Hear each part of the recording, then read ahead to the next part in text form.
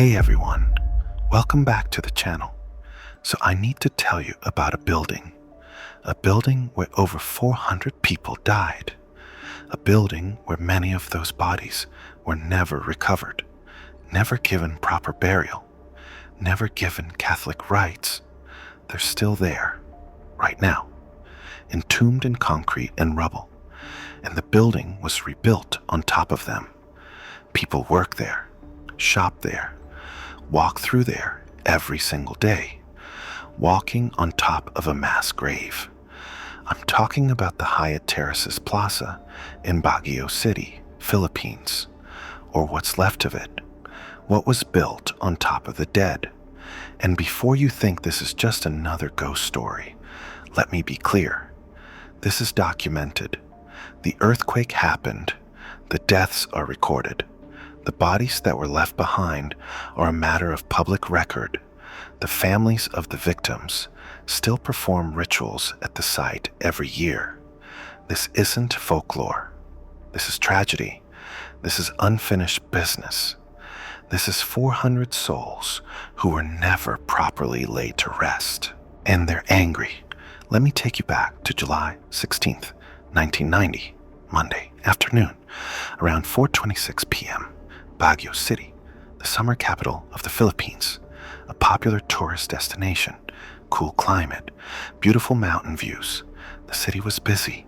It was summer. Hotels were full. Shops were packed. Life was normal. And then the ground started shaking. A 7.7 magnitude earthquake, one of the deadliest in Philippine history. The shaking lasted for about 45 seconds, but those 45 seconds changed everything. Buildings collapsed, roads cracked, landslides buried entire neighborhoods. The official death toll was over 1,600 people, but many believe the real number is much higher. One of the buildings hit hardest was the Hyatt Terraces Plaza, a 6-story commercial and residential complex. It had shops, offices, apartments, a dance school on one of the upper floors. It was a popular spot, always busy, and on that Monday afternoon, it was full of people. Workers finishing their shifts, shoppers, students at the dance school. When the earthquake hit, the building didn't just crack, it collapsed, pancaked. The upper floors fell straight down, crushing everything below. People were buried instantly, trapped under tons of concrete, steel, and rubble, screaming, calling for help. Some died immediately. Others survived for hours, days, slowly suffocating or dying from their injuries. Rescue teams worked around the clock. For weeks, they pulled out survivors in the first few days. Then bodies. So many bodies. But the building was too unstable. Parts of it were too dangerous to excavate. After a month, the government made a decision. Stop the rescue efforts. Seal off the most dangerous sections. Too many rescuers were getting hurt. Too much risk for too little chance of finding anyone alive. But there were still bodies in there. Hundreds of people, trapped, unrecovered, and the families knew it. They protested, begged the government to keep searching, to recover their loved ones, to give them proper burials. But the answer was no. Too dangerous, too expensive, too unstable. So instead, the government decided to demolish what was left of the building, bring down the unstable sections, clear the site. Eventually, they rebuilt. Not a new Hyatt. The company pulled out after the earthquake, but other developers came in, built new structures, shops, offices. The site is now occupied by several buildings. One of them is called Nevada Square, and underneath, the bodies are still there, entombed in the foundation, in the rubble that was never fully excavated. The government essentially turned the collapsed site into a mass grave and built on top of it. The families were devastated. In Filipino Catholic tradition, proper burial is essential. The dead must be laid to rest with rites, with prayers, with blessings. Otherwise, their souls can't move on. They're trapped, restless, wandering, angry, and that's exactly what happened. From the moment the new buildings opened, there were problems. Businesses couldn't keep tenants. Shops would open and close within months. Security guards would quit after a single night shift. Office workers reported feeling watched, uncomfortable, cold spots in tropical heat, hearing things that shouldn't be there. Let me tell you about Rodrigo. He was a security guard hired to work the night shift at one of the buildings on the site. This was in 2018, 28 years after the earthquake. Rodrigo was a former military guy. Tough, not easily scared. He'd worked security at malls, hotels, government buildings. He'd dealt with thieves, drunks, even armed robbers. Nothing fazed him. His first night on the job, everything seemed fine, quiet, normal. He did his rounds, checked all the floors, locked doors, made sure everything was secure. Around 2 a.m., he was sitting at the security desk on the ground floor, filling out his log, and he heard music, faint, coming from above. It sounded like dance music, not modern club music, older, like ballroom music, waltz, cha-cha, the kind of music you'd hear at a dance school. Rodrigo frowned. The building was supposed to be empty. All the offices closed at 6 p.m. He checked the CCTV monitors. Nothing. No movement on any floor. But the music continued. Louder now. He could hear footsteps too. Light. Quick. Like people dancing. Spinning. Moving across a wooden floor. He grabbed his flashlight and went upstairs. The music was coming from the 3rd floor. He reached the floor. Walked down the hallway. The music stopped. The footsteps stopped. Silence. He checked every room, every office, all locked, all empty, but he could smell something. Perfume, sweet, floral, and something else. Dust, old dust, like something that had been buried for a long time. He went back downstairs, figured maybe it was just echoes from outside, sound bouncing off the building's weird. He sat back down at the desk, and the music started again, this time louder, right above him, and he could hear voices, young voices, girls laughing, talking in Tagalog, calling out dance steps. 1, 2, 3, 1, 2, 3. Rodrigo went back upstairs. This time, he wasn't gentle. He pounded on doors, shouted for whoever was in there to come out. This wasn't funny. This was trespassing. The music stopped again. But this time, as he stood in the hallway, he heard something else. A door opening. Slowly. Creaking. He spun around. One of the office doors, one he'd just checked, one that was locked, was open. Just a crack. Darkness inside. He shined his flashlight into the room. Empty. Just desks and chairs and filing cabinets. He stepped closer, and the door slammed shut, right in his face. Hard. The impact nearly knocked him over. He tried the handle. Locked again. But he'd just seen inside. There was no one in there. No one who could have closed the door. Rodrigo left, walked straight out of the building, called his supervisor, told him he quit. The supervisor tried to convince him to stay, offered more money. Rodrigo refused. He said he'd worked a lot of places, seen a lot of things, but he'd never felt what he felt in that building.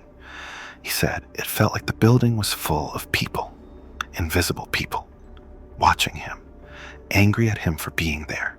He wasn't going back, not for any amount of money. The company had to hire a replacement, then another replacement, then another. Security guards kept quitting. Finally, they changed policy. No more solo night shifts. Always 2 guards. Always together. Never alone. And even then, guards reported the same things. Music, Footsteps, doors opening and closing, voices, cold spots, the feeling of being watched. But it's not just the security guards. Shop owners report it too. Let me tell you about a woman named Maria. She opened a small clothing store in one of the buildings on the side in 2015. She'd saved for years to start her own business. This was her dream. She signed a lease, set up her shop, opened for business. The first week was fine. She was excited, making sales, meeting customers. But by the second week, she started noticing things. Merchandise would move overnight. She'd arrange clothes on racks in a specific way before closing. The next morning, they'd be rearranged. Different order, different rakes. She thought maybe it was her assistant, but her assistant swore she didn't touch anything. Then things started falling. Hangers would drop off racks for no reason. Shelves would collapse, even though they were properly installed. Mannequins would tip over. She'd fix them. An hour later, they'd be on the floor again. But the worst part was the mirrors. She had several full-length mirrors in the shop for customers to see how clothes looked. One afternoon, she was alone in the shop. No customers. She was folding clothes near the back, and she saw movement in one of the mirrors. She looked up. In the reflection, she saw a girl, young, maybe 16 or 17, wearing a dance costume, leotard and skirt, her hair in a bun. The girl was standing in the middle of the shop, perfectly still, staring at Maria. Maria spun around. The shop was empty. No girl. She looked back at the mirror. The girl was still there, in the reflection, not moving, just staring. Maria closed her eyes, counted to 3, opened them. The girl was gone. Maria's sales started dropping. Customers would walk in and immediately feel uncomfortable. They'd browse for a minute and leave. Some would later tell her they felt like they were intruding, like the shop didn't want them there. One customer said she saw a young girl standing in the corner. When she blinked, the girl was gone. Maria lasted 6 months. She closed the shop, lost all her investment. She told her friends it wasn't worth it. The rent was cheap, suspiciously cheap. But now she understood why. No business could survive in that building. The atmosphere was too heavy, too sad, too angry.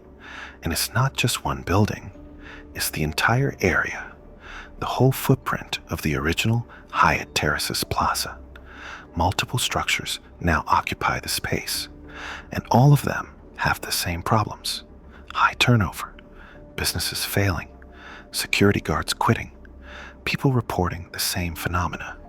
Music, voices, figures in mirrors, cold spots, the feeling of being unwelcome, because the dead are still there. And they know they've been forgotten. They know they were abandoned, left to rot under concrete and commerce. No prayers, no rituals, no respect. Every year on July 16th, the families of the victims gather at the site. They perform mass, bring flowers, light candles, pray for the souls of their loved ones.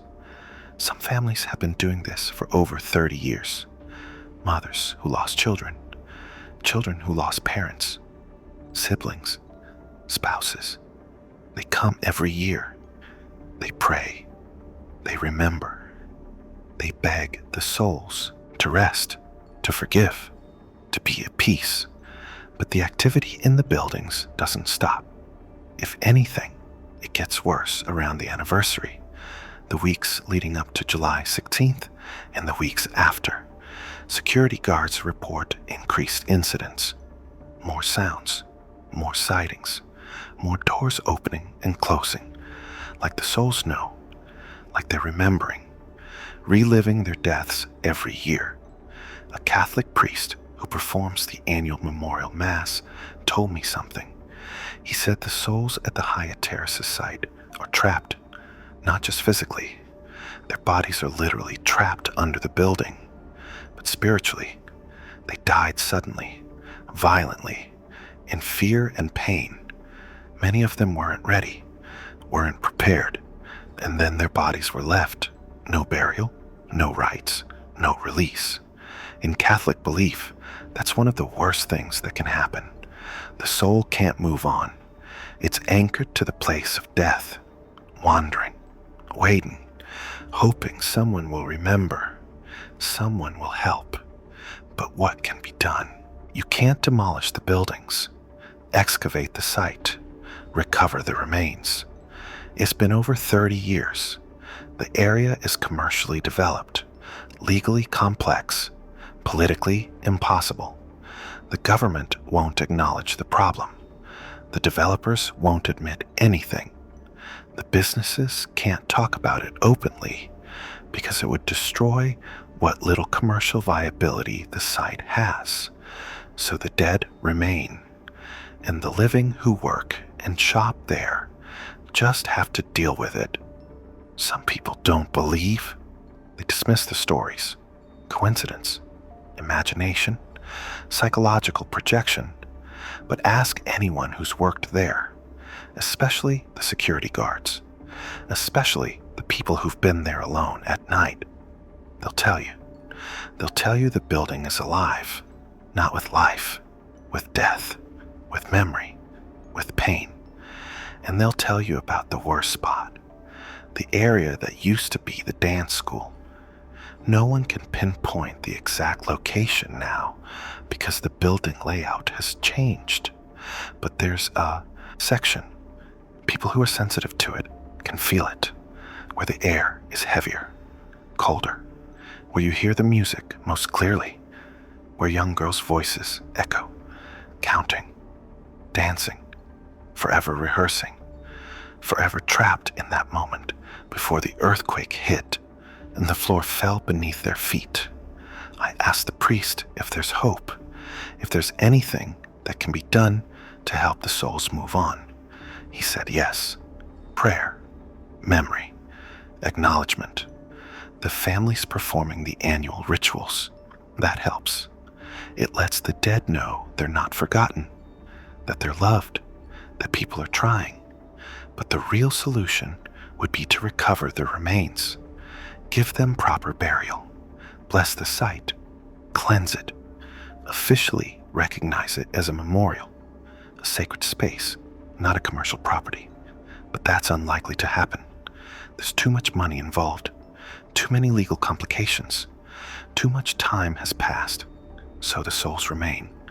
Some are peaceful, quiet, accepting. Others are angry, frustrated, confused, and they manifest. They make their presence known. They slam doors. They move things. They appear in mirrors. They whisper. They dance. They remind the living that they're still there, still waiting, still hoping for release. If you ever go to Baguio City, if you ever visit the area where the Hyatt Terraces Plaza used to stand, pay attention. Notice the atmosphere. Notice how the shops seem emptier than they should be. How the security guards look tired, haunted. Notice the cold spots, the weird acoustics, the feeling of being watched. And if you can, say a prayer. For the souls who were left behind, for the families who still grieve, for the dead who are trapped between this world and the next.